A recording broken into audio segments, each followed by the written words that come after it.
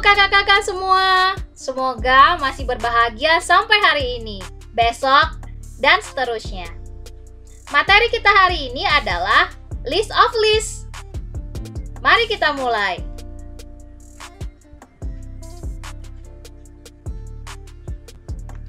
Ilustrasi dari list of lists adalah seperti ini ya kakak.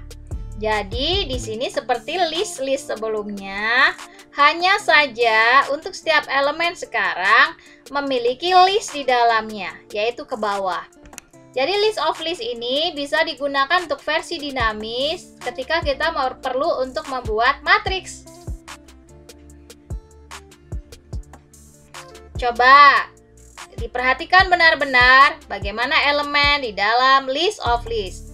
Ada elemen baris dan ada elemen kolom.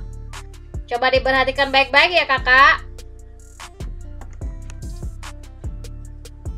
List of list bisa digunakan seperti ini. Misalkan untuk mahasiswa yang mengambil beberapa mata kuliah. Sehingga misalkan mahasiswa satu yang bernama Nana, dia telah mengambil mata kuliah IK 301 dan IK 401. Kemudian mahasiswa berikutnya bernama Iza, dia mengambil IK 202, IK 301, dan seterusnya. Kemudian Rara mahasiswa baru, masih unyu-unyu ya kakak, belum banyak beban hidupnya, sehingga masih suka nongkrong-nongkrong di depan gedung ilmu komputer. Maaf, tidak nyambung. Jadi karena mahasiswa baru, belum mengambil mata kuliah. Kemudian ada Alvin yang mengambil mata kuliah 501. Nah, bisa juga di elemen kecil ini ditambahkan elemen kontainer dengan isinya nilai.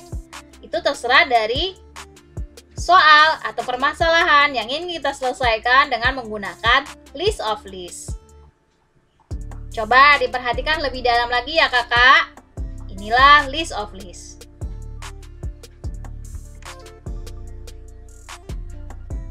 Ini adalah kode program untuk membuat list of list-nya.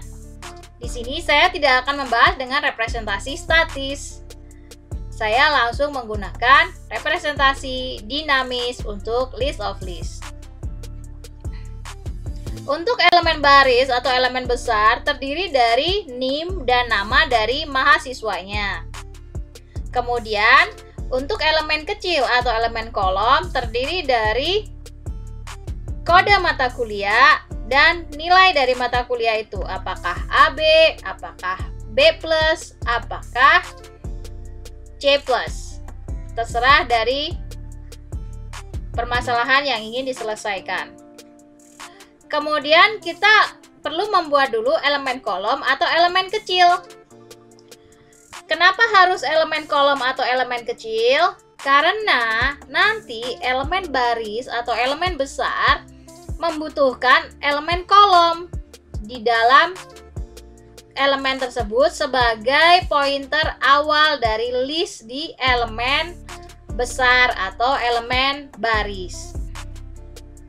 Sehingga di sini didahulukan membuat elemen kolom, kemudian baru membuat elemen baris.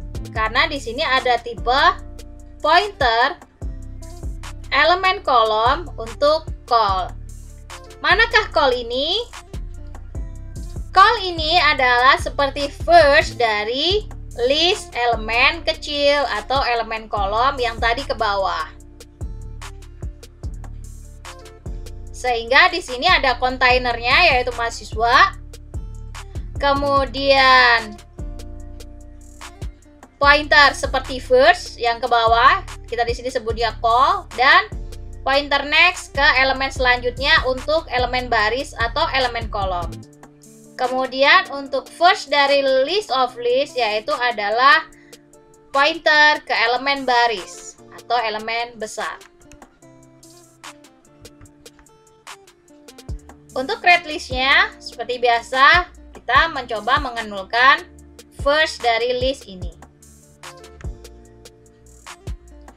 Kemudian untuk count elemen ada dua ya kakak, karena yang dihitung ada dua, yaitu elemen baris dan elemen kolom. Maka kita buat dulu untuk elemen baris. di mana masukannya adalah L untuk elemen baris. Karena first dari elemen baris berada pada tipe list. Maka seperti halnya materi-materi sebelumnya, dimulai dari first, kemudian berjalan dengan menggunakan pointer bantu. Jika pointer bantu bukan 0, maka hasilnya akan bertambah 1. Kemudian pergi ke elemen berikutnya, yaitu next-nya. Maka nilai akhir yang dikembalikan adalah hasil. Kakak-kakak bisa mencoba untuk membuat konelemen untuk elemen kolom ya kakak. Ingat bahwa first dari elemen kolom berada pada elemen E baris atau barisnya. Di sini yang dianggap sebagai listnya. Jadi kakak sebelum menghitung elemen kolom, kakak-kakak harus tahu dulu kolom dari baris yang mana atau kolom dari elemen baris yang mana. Itu digunakan sebagai masukan. Sehingga mengaksesnya di sini tidak first lagi, tapi call-nya dari elemen baris masukan. Proses berlanjutnya sama saja seperti halnya menghitung elemen baris. Kemudian ada add first untuk elemen baris. Nah, di sini ada tambahan ya kakak, prosesnya sama seperti materi-materi sebelumnya, namun ada tambahan yaitu mengeset call-nya di sini. Jadi call ini adalah first dari elemen kecil. Add first column bisa dibuat sendiri ya kakak. Ingat perbedaannya bahwa di sini adalah mau ditambahkan add first dari elemen baris yang mana. Add after baris sama prosesnya dengan materi sebelumnya, namun tambahkan baris yang ini. Add after column silakan dibuat ya kakak.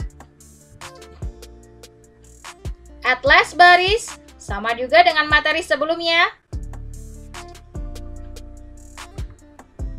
Sedangkan untuk add last column, jangan lupa bahwa first dari kolom list kolom adalah pada elemen baris. Kemudian untuk del first column. Kenapa kolom lebih dahulu? Karena kalau mau menghapus elemen baris, kolomnya juga harus dihapus ya kakak. Jadi perlu untuk del first column dulu atau del dari elemen kolom dulu untuk kemudian nanti digunakan ketika ada penghapusan elemen baris. Mari kita lihat gambar sebelumnya. Kita lihat di sini. Jika data Nana akan dihapus, maka sebelum menghapus Nana, maka elemen mata kuliah ini atau elemen kecil ini harus dihapus dulu. Itulah mengapa proses penghapusan elemen kecil atau elemen baris didahulukan, karena akan digunakan nanti saat menghapus elemen besar atau elemen baris. Maka kerjakan dulu penghapusan untuk elemen kolom. Prosesnya juga sama ya kakak, seperti materi-materi sebelumnya, bagaimana menghapus sebuah elemen dari sebuah list. Ada del first column, dibuat ya kakak. Del after column, dan del last column. Kemudian del all column. Del all column digunakan ketika nanti menghapus semua elemen kolom ketika ada elemen baris yang akan dihapus. Kenapa elemen kolom ini harus dihapus? Ketika elemen baris nanti dihapus, agar elemen-elemen kolom yang sudah dialokasikan ini tidak menjadi zombie di memori. Ingat ya kakak, agar tidak menjadi zombie. Maka ketika masih ada yang harus dihapus, yang menjadi tanggungan dari sebuah elemen, maka harus lebih dahulu dihapus sebelum elemen yang menanggung dihapus. Baru kemudian membuat proses untuk del first baris.